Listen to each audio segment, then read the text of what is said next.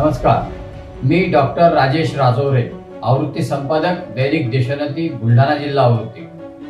सरळ सरळ भाग 72 मध्ये आपले स्वागत आहे। आपला आजचा विषय आंदोलन खांद्यावर बंदूक कुणाची असा आहे।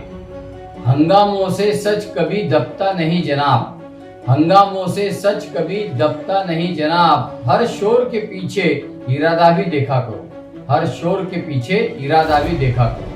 देशभरात सध्याच्या आंदोलनाची सर्वाधिक चर्चा होत आहे ते म्हणजे दिल्लीतील जंतर मंतर येथे 6 जून 2026 पासून 36 दिवस चाललेले विद्यार्थ्यांचे आंदोलन। या आंदोलनात विविध विद्यार्थी संघटना, सामाजिक कार्यकर्ते आणि विरोधी पक्षांचे समर्थन मिळाले।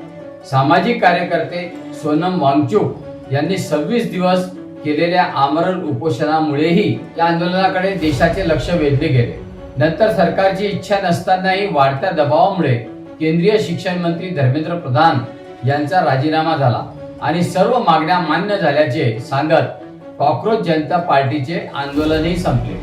या आंदोलनादरम्यान विद्यार्थ्यांवर झालेल्या लाठीचार्जची चित्रे देशभरात संताप व्यक्त करणारी ठरली। शिक्षण मंत्र्यांच्या राजीनाम्याची मागणी करत हजारो विद्यार्थी रस्त्यावर उतरले होते। मोठ्या शहरांपासून ते छोट्या गावापर्यंत निषेध मोर्चे, धरणे, निदर्शने, निवेदने आणि अशा अनेक उपशाही मार्गांनी आंदोलनाचा विस्तार झाला होता। या आंदोलनाची पार्श्वभूमी म्हणजे नीट परीक्षेतील पेपर फुटी प्रकरण। दोषींवर गुन्हे दाखल झाले, चौकशी सुरू झाली, परीक्षा पुन्हा घेण्यात आली। दरम्यान देशभरात एकूण 20 विद्यार्थ्यांनी आत्महत्या केली, तर अनेक विद्यार्थ्यांचा मानसिक तणावाचा प्रश्न कायम राहिला। या पार्श्वभूमीवर केंद्रीय शिक्षण मंत्री धर्मेंद्र प्रधान यांनी नैतिक जबाबदारी स्वीकारून राजीनामा द्यावा अशी मागणी पुढे आली। आंदोलन दरम्यान विद्यार्थ्यांवर दाखल झालेले गुन्हे मागे घ्यावेत, तसेच आत्महत्या केलेल्या विद्यार्थ्यांच्या कुटुंबांना मदत द्यावी अशी ही मागणी करण्यात आली आणि सरकारने त्या सर्व मागण्या मान्य केल्या। यापर्यंत सर्व काही लोकशाही व्यवस्थेतील संघर्षाचा भाग मानता येईल। मात्र आंदोलन जितके मोठे होत गेले तितकाच एक प्रश्न चर्चेत आला। हे आंदोलन केवळ विद्यार्थ्यांचे आहे का, की त्यामागे राजकीय हितसंबंध कार्यरत आहेत, असा हा प्रश्न होता।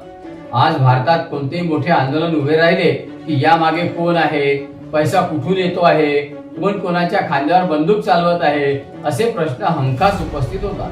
काही वेळा हे प्रश्न रास्त असतात, तर काही वेळा मूळ प्रश्नांवर लक्ष विचलित करण्यासाठी ते विचारलेही जातात। त्यामुळे या चर्चेकडे संतुलित नजरेने पाहणे आवश्यक आहे।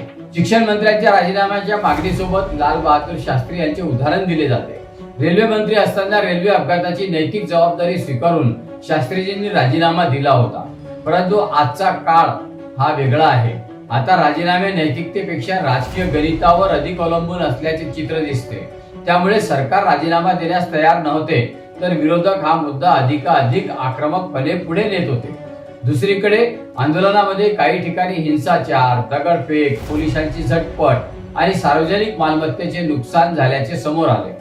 या घटनांची चौकशी आणि जबाबदारी निश्चित होणे आवश्यक आहे, पण त्याच वेळी विद्यार्थ्यांवर झालेल्या कारवाईचाही निष्पक्ष आढावा घेणे तितकेच महत्त्वाचे आहे। लोकशाहीत आंदोलनाचा अधिकार आहे, मात्र कायद्याची चौकटी तितकीच आवश्यक आहे।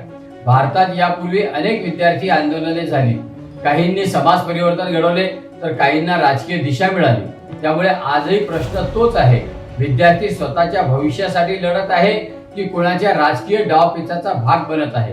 विद्यार्थी हे कोणत्याही परिवर्तनाचे केंद्रबिंदू असतात। इतिहासातील अनेक क्रांतींना विद्यार्थ्यांनी दिशा दिली, पण क्रांती आणि अराजकता यांच्यातील सीमारेषा फार पातळ असते।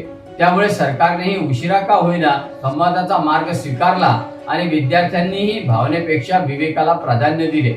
लोकशाहीत आंदोलन आवश्यक आहे, पण आंदोलनामागील उद्देश त्याहून महत्त्वाचा असतो। आंदोलन संपले, मागण्या मान्य झाल्या आणि राजकीय श्रेय घेण्याची स्पर्धाही सुरू झाली, परंतु खरा प्रश्न अजूनही अनुत्तरित आहे।